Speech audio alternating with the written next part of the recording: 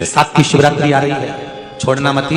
बेलपत्री का पत्ता जल में डालकर भले पत्ते को निकाल देना और वो जल, जो रोग है, जो बीमारी है, संपदा नहीं आ रही हो, दुकान नहीं चल रही हो, व्यापार नहीं चल रहा हो, बच्चे चिड़चिड़े हो गए हो, क्रोध बढ़ रहा हो, तो भी बाबा पर घर के प्रत्येक व्यक्ति एक लोटा जल जरूर चढ़ा के आना, शिव को नमन कर कर आना। ये मौका नहीं मिलता।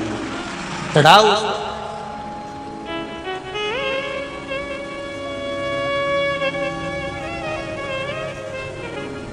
बैसाख के महीने में एक पकवान बनता है शंकर जी का।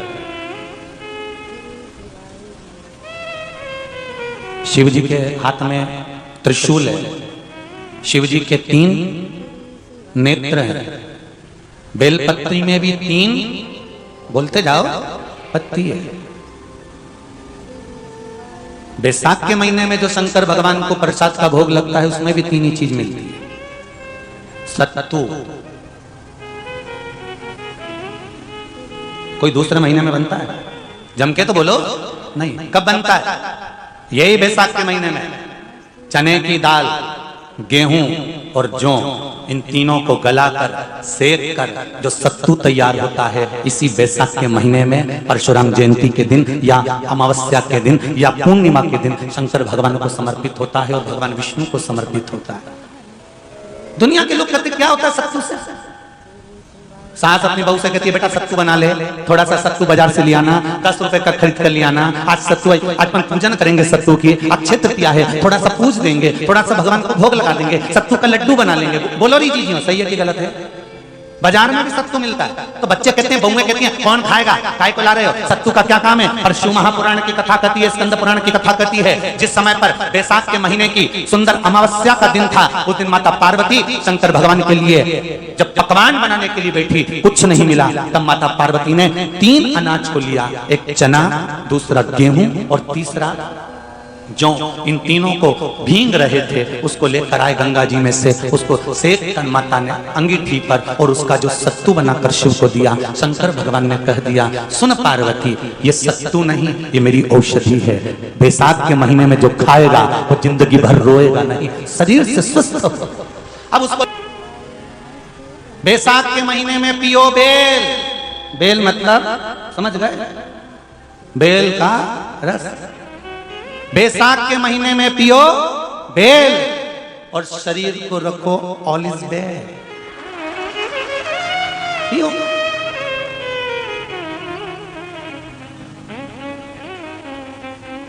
शरीर बेकार नहीं होगा, शरीर बेकार नहीं हो सकता। अब शिव आराधना तो करो। हाँ, जिंदगी की मोड़ पर शंकर परीक्षा बहुत लेते हैं। चलो आ जाओ गरुड़ पुराण में। मरने का 47वां दिन, जब मरेंगे तब गरुड़ पुराण बचेगी, पहले ही सुन लो। और जिसके पास में गरुड़ पुराण नहीं हो तो पंडित जी से मंगवाकर फिर पढ़ के देख लेना। मरने के 47वें दिन, 47 डेज, 47वें दिन किस चीज का दान तुम्हारे सामने आता है?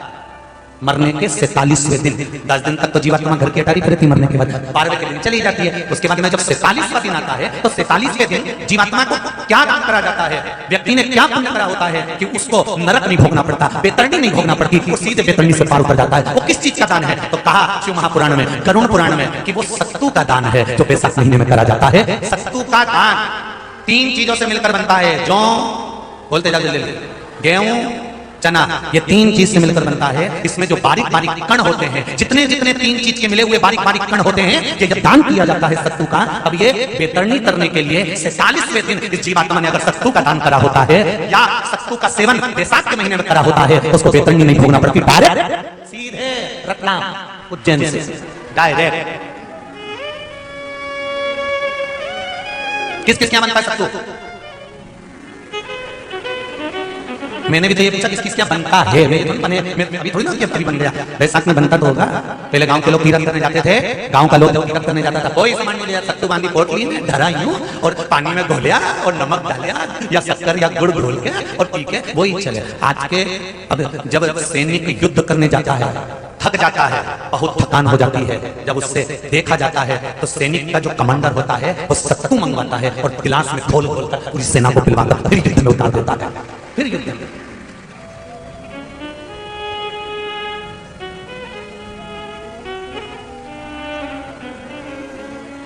साधारण नहीं है महाराज। सत्तू में जितने बारीक बारीक कण होते हैं, जितने बारीक बारीक कण, अब तुम्हें काम करना, अभी जब फ्री होते कागज पे रख के सत्तू का एक कण गिनना, 1 2 3 बारीक बारीक गिनते रहना जरा। तो तुम्हारा क्या गिनने में? भगवान कृष्ण के हाथ में पट्टी बंधी थी, तुमने भी तो रुक्मणी को गिनने को दिया था, गिन तो जरा इसमें कितने धागे। रुक्मणी जी ने कहा इसमें 9,999 धागे हैं। भगवान ने कहा बस यही 9,999 मुझे द्रौपदी को वापस लौटाना है। गिन के लगा लो, अभी लगा लो ऊपर, तो भगवान गिन के बता ही देगा कि तुमने जो सत्तू दान करा था, तुमने जो सत्तू खाया था, तुमने जो सत्तू भगवान को दिया था, सत्तू का लड्डू बनाकर तुमने बैसाख महीने में भगवान की जो पूजन करी थी, तो अमावस्या के दिन, पूर्णिमा के दिन या अक्षय तृतीया के दिन तुमने जो सत्तू दिया था, भगवान तो गिनती बता देगा कि सत्तू में कितना कण था।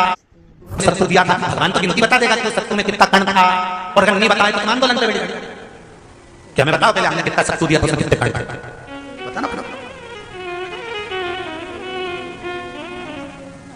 एक शिव की आराधना में चांगुना ने 1 लोटा जल भरा, उसमें थोड़ा सा चंदन डालकर बेलपत्री के वृक्ष के नीचे ले जाकर डाल देती, थोड़ा सा जल बचाकर शिव जी को डाल देती। शंकर भगवान ने एक दिन चांगुना के सामने मन में विचार प्रकट करा और पार्वती जी से कहा, पार्वती एक बात समझ में नहीं आती, आधा जल ये बेलपत्री को देती है, आधा जल मुझे देती है। जब आधा जल मुझे देती है तो मुझे बड़ा गुस्सा आता है, क्योंकि बद्धा जल कहां डोल के आती है। पार्वती जी ने कहा उसके संतान नहीं है, इसलिए वो बेलपत्री की भी आराधना करती है और आपकी भी आराधना करती है। ठीक है।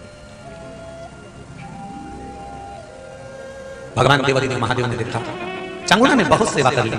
आज भगवान सुंदर एक संत का रूप धरकर चांगुना के दरवाजे पर पहुंच गए। अलग लगाई चांगुना दौड़ कर आई, बाबा जी आइए, क्या लाऊं मैं आपके लिए? भिक्षाम देहि, भिक्षाम देहि। बाबा ने सब दूर से भिक्षा ली और चांगुना जैसी परात भरकर रानी चांगुना देवी जज खूब सारा सामान लेकर आई, तो बाबा ने मना कर दिया, मैं आपके हाथ की भिक्षा नहीं ले सकता, मुझे नहीं लेना। क्यों? कहा आपकी संतान नहीं है, आपकी औलाद नहीं है, संतान नहीं है। और अगर आपकी संतान नहीं है तो आपके हाथ की भिक्षा लूंगा तो मैं भिक्षा लेकर जाऊंगा कहां? मुझे आपके हाथ की भिक्षा नहीं चाहिए। इतने में चांगुना ने उस संत के चरण पकड़े और संत के चरण पकड़कर चांगुना कहने लगी, देखिए बाबा जी, जन्म मरण और मरण ये तो 3 देवादिदेव महादेव के हाथ में है। संतान देना और ना देना ये शिव जी के हाथ में है। शंकर हाथ से भिक्षा नहीं दे सकता क्योंकि तुम्हारी संतान नहीं है।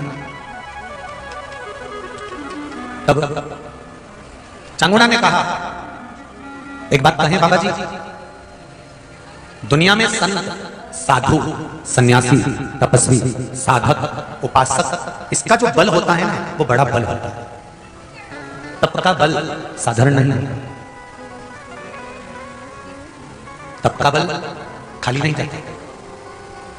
गुरुदेव आपने अगर कभी जीवन में भक्ति करी है ना तो ये विश्वास मानकर कहती हूं, आप मुझे आशीर्वाद देंगे तो मेरे घर में संतान जरूर होगी, ये भी पक्का है। आप बस बोल दो कि संतान होगी, बहुत।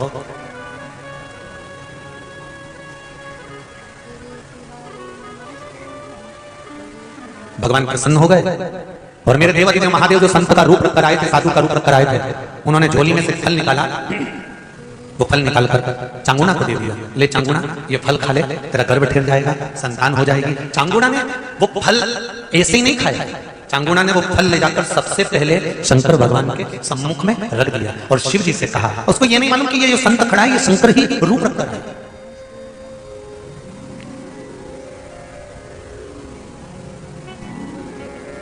चांगुना की शिव भक्ति से शंकर प्रसन्न है। आप प्रतिदिन शंकर के मंदिर जाना चालू कर दो, आप प्रतिदिन भगवान शंकर को जल चढ़ाना प्रारंभ कर दो, आप प्रतिदिन सूर्य को अर्घ देना प्रारंभ कर दो, आप एक बेलपत्री हफ्ते में 1 बार शंकर पर चढ़ी हुई खाना प्रारंभ कर दो। रोज मिल जाए तो ठीक, नहीं तो हफ्ते में 1 बार रोज खाना प्रारंभ कर दो। रुद्राक्ष का जल पीना चालू कर दो, शिव जी पे चढ़ा हुआ, तात्विक सुख दे।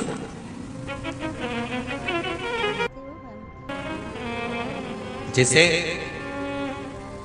खेत में मकान होता है और चूहे पूरी फसल का नाश कर देते हैं, तो धतूरा और कमलगट्टा हल्दी की गांठ के साथ जमीन में जिस जगह मकान होता है, कमरा होता है, जहां गेहूं भरते हो, चने भरते हैं और चूहे पूरा खोखला कर देते हो, तो वहां उसके आसपास में एक धतूरा, कमलगट्टा और हल्दी की गांठ जैसे खड्डा खोदकर गाड़ दी जाती है, तो चूहा उधर प्रवेश नहीं करता, क्योंकि वहां शंकर का पहरा हो जाता है, गण का पहरा हो जाता है। तो गणेश आएगा पर चूहा नहीं।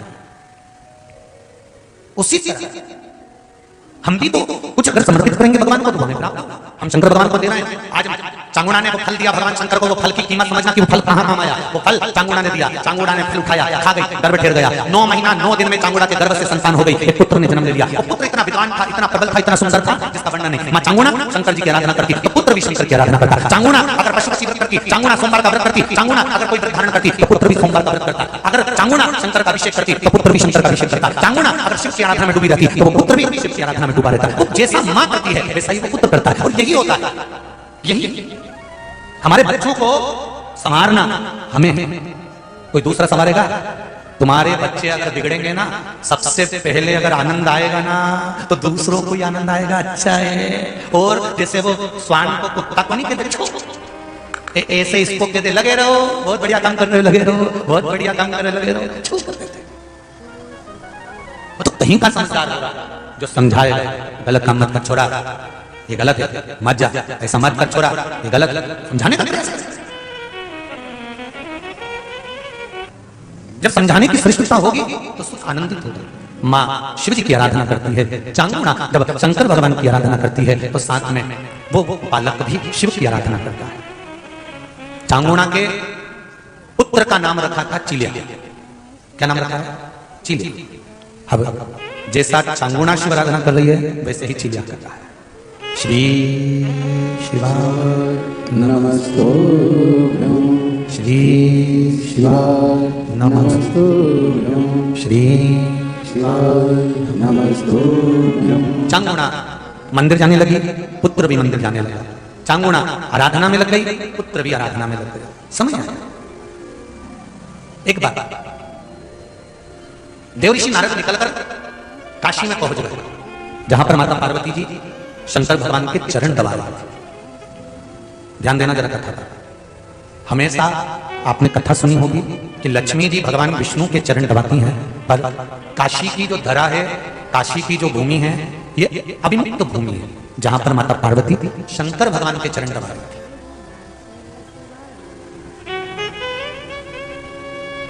भगवान शिव के चरण, हमेशा माता लक्ष्मी भगवान नारायण के चरण दबाती है। पर काशी की धरा पर अभिमुक्त नगरी में जहां भगवान शंकर अर्धंग बनकर बैठे हुए, वहां माता पार्वती जी शिव के चरण दबा रहे। देवऋषि नारद पहुंच, श्रीमन नारायण, श्रीमन नारायण, श्रीमन नारायण।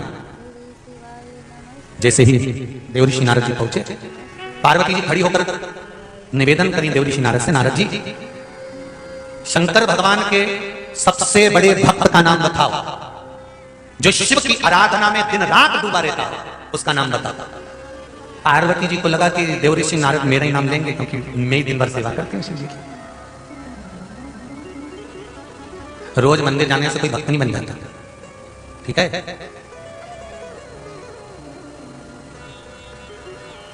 और रोज मंदिर जाने से